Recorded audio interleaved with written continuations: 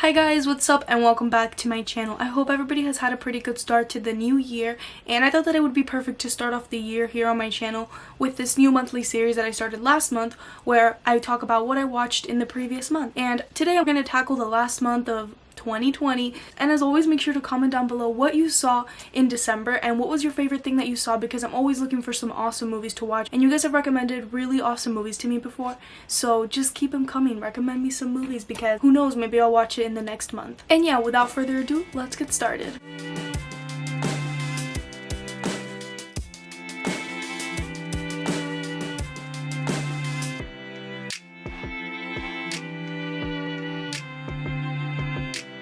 So I started the month off watching honestly one of the most perfect movies ever made, and I think one of the most well-made movies ever. Parasite, Best Picture winner of last year, and it totally deserved it, and this is I think the second or third time that I'm watching this movie. I just love what it has to say about class. The direction of this movie is so great, and as well as the dialogue, and something that I just always love about it is the twists and turns that it has. As I'm watching it, I already know what happened because I've seen the movie multiple times, and I won't do any spoilers in this video, but that last act is so perfect, and there's a certain scene that I always think about where the visuals are just so stunning, and this is a movie that I genuinely don't think I'll ever get tired of because I'm always excited for the next time I'm gonna watch it. It's just so brilliant. Then I saw Solo: A Star Wars Story, and I really like this movie. I think it's pretty good, and I have an entire review up about it, so I won't talk that much in depth. It's just, to me at least, always a good time when I watch this movie, and that just makes the experience all that better. Then I saw a movie, guys, The Handmaiden. Like, if you take anything from this video, it's to go and watch this movie because I was just mind blown. I never expected the movie to be bad, but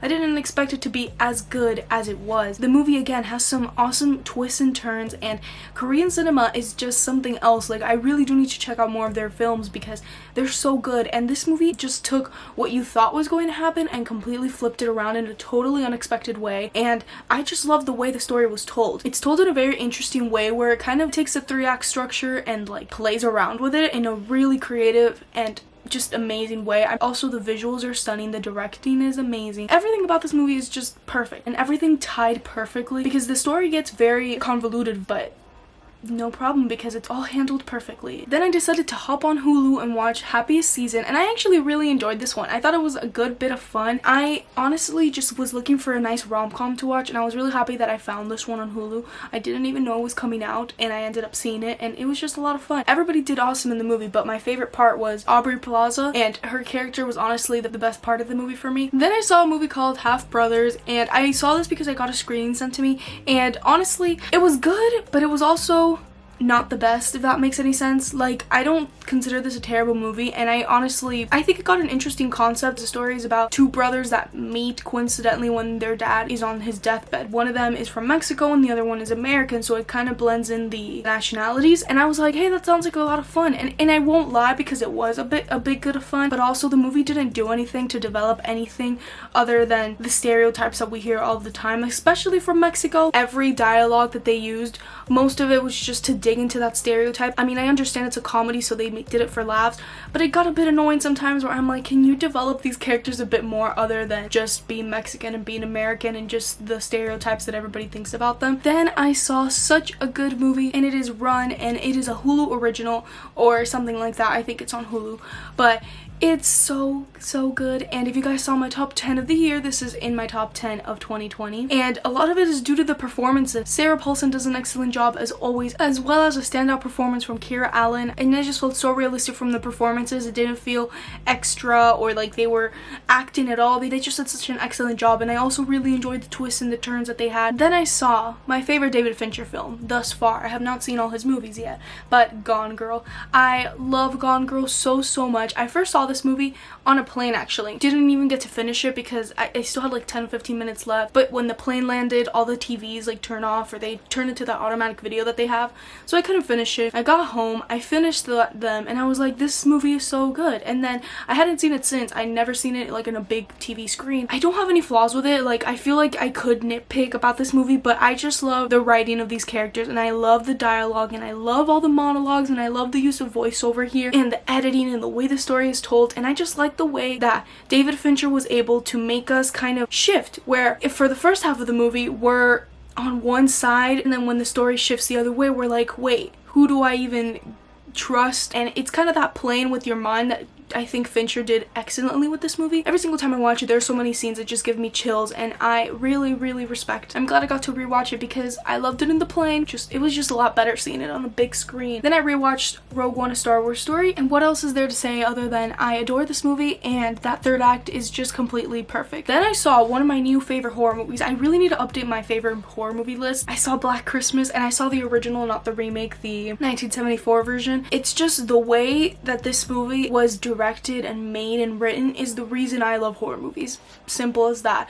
Because they're able to take a simple concept of a slasher movie and just make it so frightening. Not to sound dramatic, but this movie is very, very scary when you really think about it, because it does something that I adore when movies do, and it's not show us anything. When I was way younger, I used to hate when movies didn't show me stuff, like they didn't show me the monsters, they didn't show me anything that was going on. And as I've grown older and I've watched a lot of more horror movies and a lot of more movies in general, I really appreciate when directors and writers hide things from us in a way that makes sense, obviously, because we never really see what's going on here. We don't really see many kills. It's not a very gory movie at all, and there's a lot of times and scenes where the camera is just showing us something random, and then in the shadows something is going on and you don't really notice it unless you're really focusing on it. That is so much more scarier than having jump scares all of the time. I just like that this movie didn't show me anything because I kept imagining it in my head in my own way, and I bet the next person that sees this movie is going to imagine it in a completely different way, and it's more frightening because you're wondering what went down in that room that you didn't get to see. Then I saw Citizen Kane, and I saw this because I wanted to watch Mank, and I had never fully seen Citizen Kane. I'd seen parts of it. I didn't really care for this movie. I completely appreciate this movie,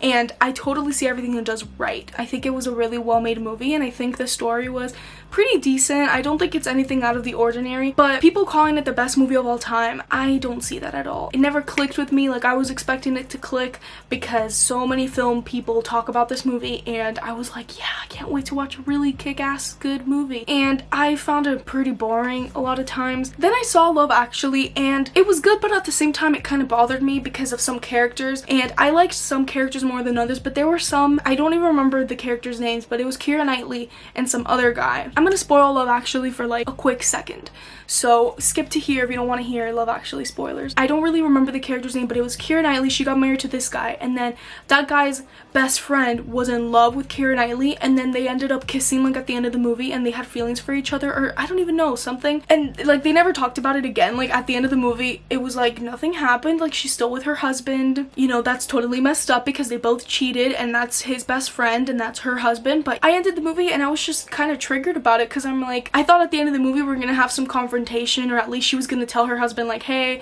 I actually don't want to date you even though we're married now. But no, they just kind of didn't talk about it. Then I saw an amazing movie, and again in my top 10 list of 2020, and that was Sound of Metal. So good and so raw and real, and I just really, really liked it. I'm gonna sound repetitive because I said the exact same thing in my top 10 movies of 2020 video, but the editing of this movie is fantastic. I loved the way it was edited. Just such an incredible movie, and it showed us how hard everything truly is, and I think also the ending was just really beautiful. The way it was done, it's so fantastic. My only, I guess, flaw with it is that at times it drags a little bit, but I was never bored.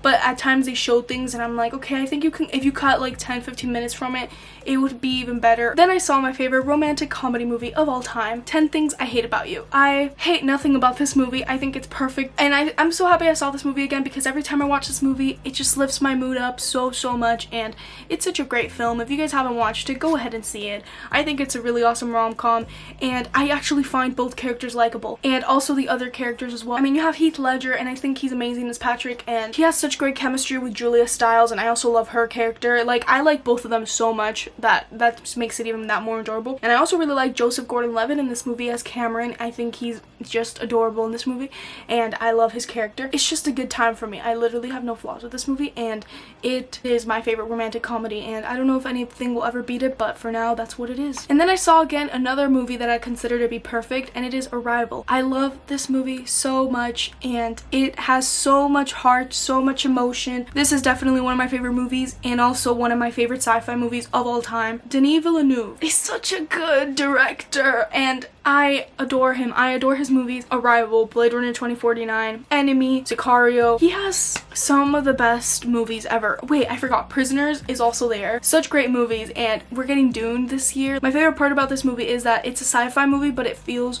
so personal at the same time, and it always just gets me. It's such a good movie, and there's so many amazing lines in this movie that I quote this movie on a daily basis. Then I saw David Fincher's latest movie, Mank, and long story short, I didn't like it. I didn't think it was awful, and I gave it points because I think it was a perfectly made movie, like the style, and Amanda Seyfried is the best part of the movie by far. But I just didn't get it. And I did understand the movie, but it just felt like what they were talking about, I didn't get at all, because it was a lot of politics and I just felt bored in all of the conversations that were going on, and I just didn't like it. That's it. I literally have nothing else to say. Then I saw a really fun movie, The Prom, and I had never heard any of these songs, and I'm listening to the Broadway musical now, and it's so good, and I love my boy Ryan Murphy. I watch a lot of what he does, and I think this one was a lot of fun, and I also just really enjoyed the story, and I'm glad that stories like this are being told and are being brought out, and I just thought it was very enjoyable, honestly. Like, I don't really have much to say about it other than I had a pretty good time watching it, and I still have all of the songs stuck in my head. Then I saw Greenland, and this one is actually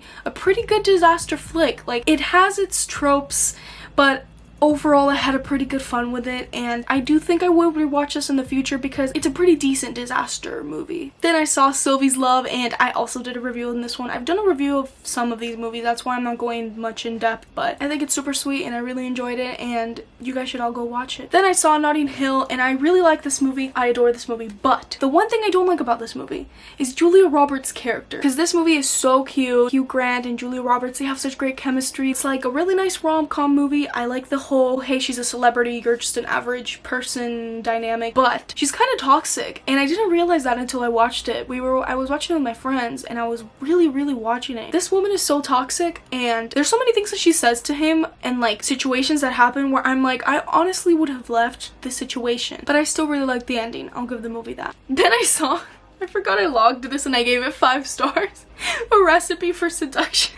It's a Lifetime mini movie, and it's like a 17-minute joyride, honestly. Then I saw Ariana Grande, Excuse Me, I Love You, and I mean, why would I not give it 5 stars? I love Ariana Grande, I love everything, and I actually went to this concert. I just really loved this concert, and I liked seeing Ariana Grande enjoy Midsommar. Made me feel a lot better about my life because I too enjoy that movie a lot, and seeing her also be obsessed with it, me too, girl. Then I saw the amazing Star Wars holiday special. I did a whole reaction on it for you guys. Go check that out. Then I saw A Christmas Prince, The Royal Wedding. They focused a lot on the financial aspect of this made-up country, and it was like a Hallmark movie, but a worse Hallmark movie, because I can't lie. I enjoy some Hallmark movies. Like, there are some Hallmark movies where they're on TV and I watch the whole thing and I enjoy myself. But this, like, they mentioned so much financial stuff that I was just out of it by like the 30 minutes into it, to be honest. And I didn't see the first one. I saw the second and the third, and I'll talk about the third one. For a movie about a wedding, I think the wedding was there for like 30 seconds, to be honest, you know? Clickbait. It's a clickbait. Then I saw Soul, and what else am I to say about this movie other than I loved it? I'm gonna talk about something I don't think I talked about in my review and also in my top 10 movies video, because I've talked about this movie a lot, but I really like the score of this movie. It's like really subtle, but at the same time it's so perfect for the movie that it's trying to be. But if you want to hear more about my detailed thoughts, then please go ahead and check out my review of it. Then I saw Wonder Woman 1984, and I still like this movie. I'm sorry if that offends you, but a lot of people hate this movie, and yeah, I see its flaws for sure, but I still just have a pretty good time with it. Then I saw Just Friends, and this is also a rom-com that I think is pretty good, but again, the characters, or I guess the character, it just triggers me. I don't remember his name, but Ryan Reynolds' character I think is so annoying. The whole story is basically that they're just in the friend zone because when he confessed his feelings for her, she like didn't want to go out with him, and he's like so rude to her so many times throughout the movie. It's funny, I won't lie, because I did enjoy this movie, but when I think about it, I'm just like, dude, get over it, calm down. Whatever, it's still like a fun movie, I guess, but I just wish he was a little bit less annoying. Then I saw literally another amazing animated movie, Wolfwalkers. A great one, and it felt like a colored pencil drawing, and I just can't get enough about the visuals, and it was so emotional. The characters were done so well, and I was literally on the edge of my seat the entire time because the stakes got so much higher and the situation went from here to here. So creative too. I just really enjoyed it. Then I saw a really awesome movie that's kind of really underrated that came out last year, Get Duke. And the idea is so creative and fun too, and the editing of this movie, some of the wackiest, most stylistic that I've ever seen in my entire life. Trust me, it's such a fun ride. I literally had so much fun watching this movie with my friend. I really would love to rewatch it again. And the last movie that I saw in 2020 is A Christmas Prince, The Royal Baby. Actually, I enjoyed this one way, like, a lot more than the second one, and this one was actually a lot about a baby, and it was also about some curse, and I actually liked some of the new characters. Like, this movie was way more enjoyable than the last one. Yeah, it was cute. It had its little